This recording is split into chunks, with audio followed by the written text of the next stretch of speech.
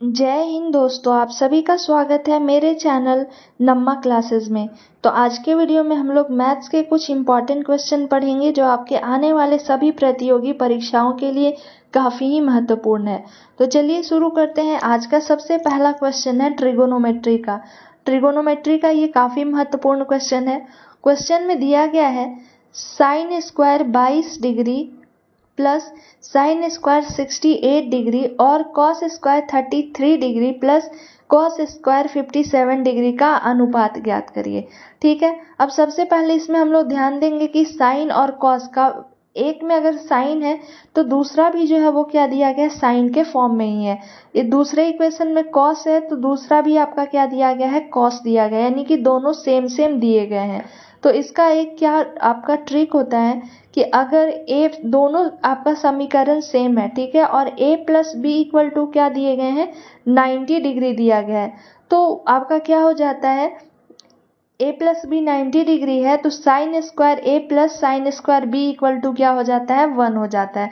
तो देखिए इसमें 22 है ये और ये 68 है। अब ये दोनों को ऐड करते हैं, 22 और 68 को, तो 8 और 2 10 हो गया, 6 2 8 1 9 हो गया, यानी कि 90 आ गया।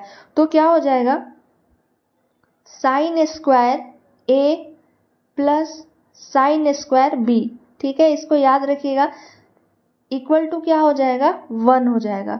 ठीक है, उसी प्रकार से आपका दूसरा में देखिए, एक 33 है और दूसरा क्या है, 57 है, तो इसे भी आपस में ऐड करके देखते हैं कि 90 आ रहा है या नहीं आ रहा है। तो 7 और 3 क्या हो जाएगा, 0 1 बचा, 3 और 5 8, 8 और 1 था 90, यानी कि ये भी 90 आ गया। तो cos square A plus cos square B equal to भी क्या हो जाएगा, तो वो हो जाएगा 1। अब ये दोनों का वैल्यू देखिए 1 और 1 आ गया। ठीक है, ये भी साइन स्क्वायर ए और साइन स्क्वायर बी, ये भी जो पूरा टर्म था कितना आ गया, 1 आ गया, और ये भी पूरा टर्म का वैल्यू क्या आ गया, 1 आ गया। तो रेशियो ही दोनों का पूछ रहा था, तो दोनों का रेशियो इक्वल टू क्या हो जाएगा, 1:1, इसका करेक्ट आंसर हो जाएगा। अब 1:1 देखिए किस ऑप्शन में, ऑप्शन बी में दिया गया, तो राइट आंसर इसका ऑप्शन बी हो जाएगा। अगला प्रश्न देखते हैं। अगला प्रश्न है, यदि एक चतुर्भुज के 4 अंतःकोण क्रमशः 1 2 3 3 के अनुपात में हैं तो इसका न्यूनतम कोण कितना होगा।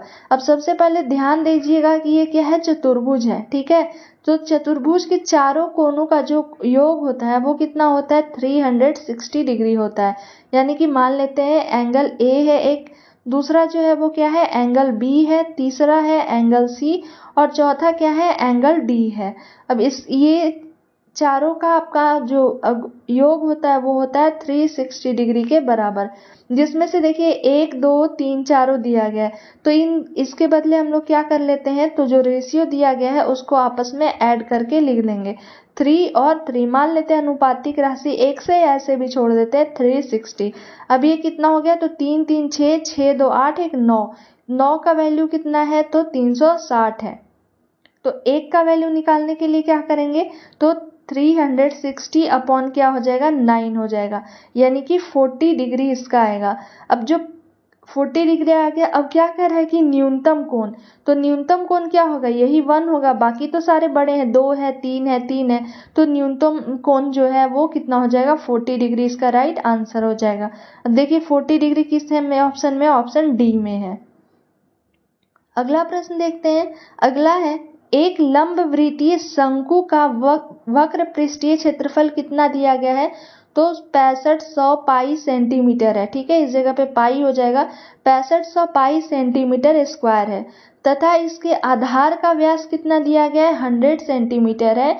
तो शंकु की ऊंचाई सेंटीमीटर में ज्ञात करिए। तो सबसे पहले चलिए क्या दिया गया है, शंकु है, तो एक शंकु बना लेते हैं हम लोग। ठीक है, ये शंकु है आपका, और क्या दिया गया इसमें, तो इसका वक्र पृष्ठ क्षेत्रफल, तो वक्र पृष्ठ क्षेत्रफल शंकु का उसका फॉर्मूला क्या हो जाता है, तो फॉर्मूला होता है पाई आर एल, इसे याद रखिएगा।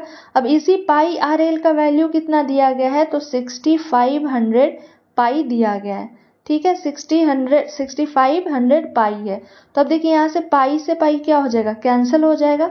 ठीक है, और ये आपका क्या पूछ रहा है, तो r जो है यानी कि आधार का व्यास दिया गया है, d जो है वो दिया गया है, d कितना है 100 सेंटीमीटर है व्यास, तो त्रिज्या कितना हो जाएगा, तो त्रिज्या हो जाएगा इसका हाफ यानी कि 50, ठीक है, 50 सेंटीमीटर r का वैल्यू हो जाएगा। तो इस r की जगह पे क्या लिख सकते हैं हम लोग 50 लिख सकते हैं, ठीक है, इंटू क्या लिख देंगे l इक्वल टू क्या है 6500। अब देखिए इसमें एक ऐसे बनेगा इस प्रकार से, ये आपका पूछ रहा है कि ऊंचाई, ठीक है, ये ऊंचाई जो है वो कितना होगा, तो l, ये एक जीरो से एक जीरो कैंसिल हो गया और ये कितने बार में कट जाएगा 5 से, तो 130 बार में कट जाएगा, यानी कि l का वैल्यू कितना आ गया, तो 130 सेंटीमीटर, ठीक है, ये जो है आपका 130 सेंटीमीटर हो गया, और इसका जो वैल्यू है, ठीक है, ये वाले का वैल्यू वो कितना है 50 आ गया, ठीक है, ये r हो गया। अब देखिए इसमें ये जो है एक राइट एंगल ट्रायंगल बन रहा है, ये वाला जो है एक राइट एंगल ट्रायंगल बन रहा है, जिसमें एक का वैल्यू कितना है 13 है, एक 5 है। तो अगर आपको पाइथागोरस ट्रिक याद होगा, पाइथागोरस ट्रिपलेट में हम लोग जानते हैं कितने का बनता है, 5 12 13 का ट्रिपलेट बनता है, नहीं तो इसको आप सॉल्व भी कर सकते हैं। तो 5 12 13 का बनता है, तो देखिए इसमें भी एक जीरो है, इसमें भी एक जीरो है, दोनों में एक एक जीरो है, तो इसमें जब एक जीरो है तो ये भी क्या हो जाएगा एक जीरो ऐड कर देंगे, 10 का मल्टीपल है, तो यही हमसे पूछ रहा था इसका मान कि क्या होगा उसकी ऊंचाई h, तो h कितना हो जाएगा आपका 120, ठीक है, 120 इसका हो जाएगा। 120 देखते हैं किस ऑप्शन में, ऑप्शन ए में दिया गया है, तो ऑप्शन ए करेक्ट हो जाएगा। चलिए अगला प्रश्न देखते हैं। अगला प्रश्न है, एक त्रिभुज के 3 अंतःकोण क्रमशः कितने हैं, 1 2 3 के अनुपात में है, तो इसका न्यूनतम कोण कितना होगा। अभी जैसे हम लोग पढ़े थे चतुर्भुज का, इसमें क्या है त्रिभुज है, तो त्रिभुज के तीनों एंगल का मान जो है, मान लेते हैं angle A plus angle B plus angle C, ये तीनों का वैल्यू कितना होता है, तो 180 डिग्री होता है, 180 लिख दिए, जिसमें आपका एक दिया हुआ है 1, दूसरा है 2 और तीसरा क्या है 3 है, इक्वल टू 180 डिग्री है। अब 3 2 5 5 1 6, 6 का वैल्यू कितना है, तो 180 है, तो एक का वैल्यू निकाल देंगे, एक का वैल्यू क्या हो जाएगा 180/6 हो जाएगा। अब ये कितने टाइम से में कट जाएगा, 30 बार में कट जाएगा, तो 30 डिग्री। इसमें भी न्यूनतम पूछ रहा है, तो न्यूनतम यानी कि एक का वैल्यू, तो एक का वैल्यू कितना है 30 डिग्री, तो इसका राइट आंसर हो जाएगा 30 डिग्री। देखते हैं किस ऑप्शन में, ऑप्शन ए में दिया गया, ऑप्शन ए करेक्ट हो जाएगा। अगला प्रश्न है, मंजीत अपनी आय का 40% खर्च करता है, ठीक है, यदि वह 18,000 रुपये बचाता है तो उसकी आय रुपए में कितनी होगी।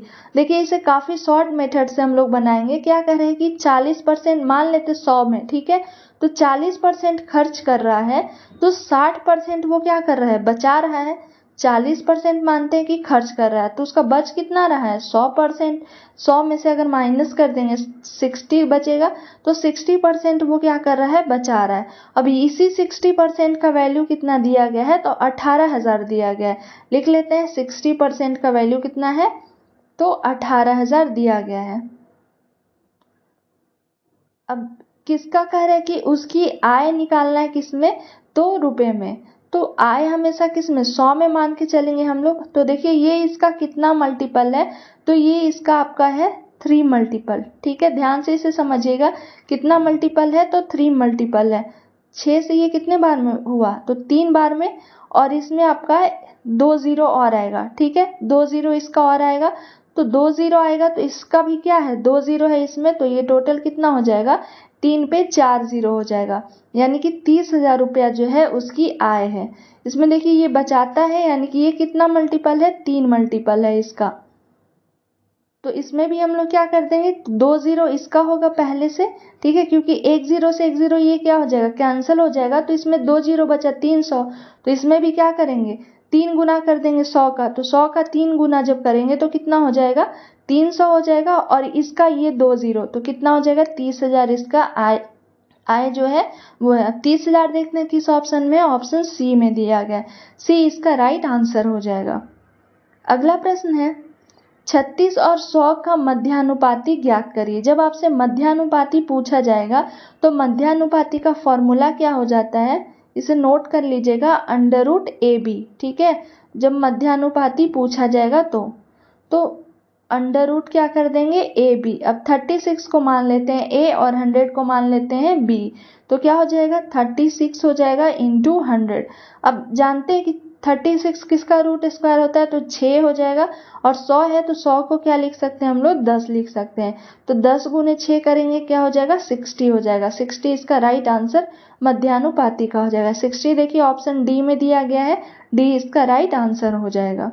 अगला प्रश्न है, यदि मंदिर में क्रमशः 12, 16, 24 और 36 मिनट के अंतराल पर 4 घंटियां बजती हैं, यदि उन्हें 6 बजे से निरंतर अंतराल पर बजाना शुरू किया जाए तब वे दोबारा एक बार कब एक साथ बजेंगी।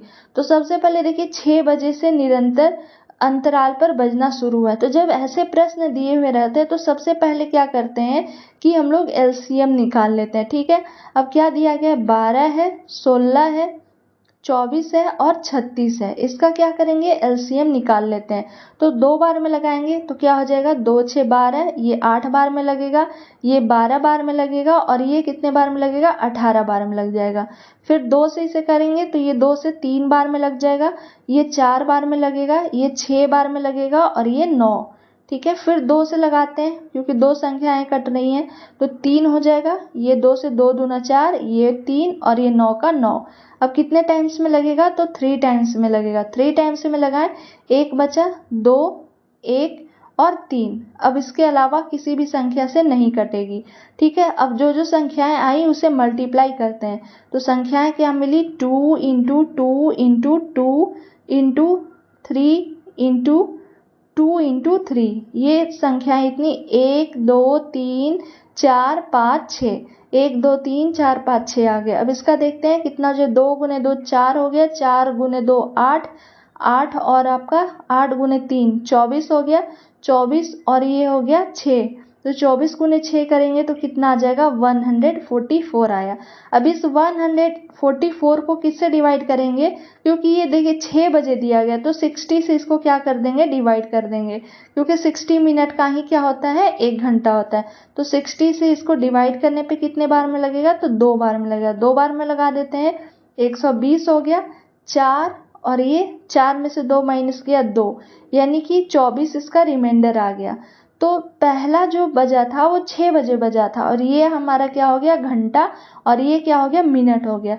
तो 6 बजे पहले वाले जो है वो बजा था, दूसरा कितने देर में बजेगा, तो 2 घंटा 24 मिनट के बाद बजेगा। ठीक है, 2 घंटा 24 मिनट के बाद। अभी ये दोनों को आपस, क्योंकि प्रश्न में यही पूछ रहा है कि दोबारा कब एक साथ बजेंगी, तो 24 का ये 24 हो जाएगा और 6 और 2 क्या हो गया 8, यानी कि 8:24 पे ये जो घंटी है वो फिर से एक साथ बजेगी। 8:24 देखिए कहाँ दिया गया है, तो 8:24 आपका ऑप्शन ए में दिया गया, तो इसका राइट आंसर ऑप्शन ए हो जाएगा। तो ये आपके कुछ इंपॉर्टेंट 7 मैथ्स के क्वेश्चन थे। कुछ जो क्वेश्चन है वो 5 जून के एग्जाम में आपके पूछे गए थे। आई होप आपको वीडियो पसंद आया होगा। अगर वीडियो पसंद आया तो प्लीज़ एक लाइक, शेयर एंड सब्सक्राइब ज़रूर करें, ताकि आने वाले वीडियो का नोटिफिकेशन आपके नंबर पर आ सके। Thank you for watching my video.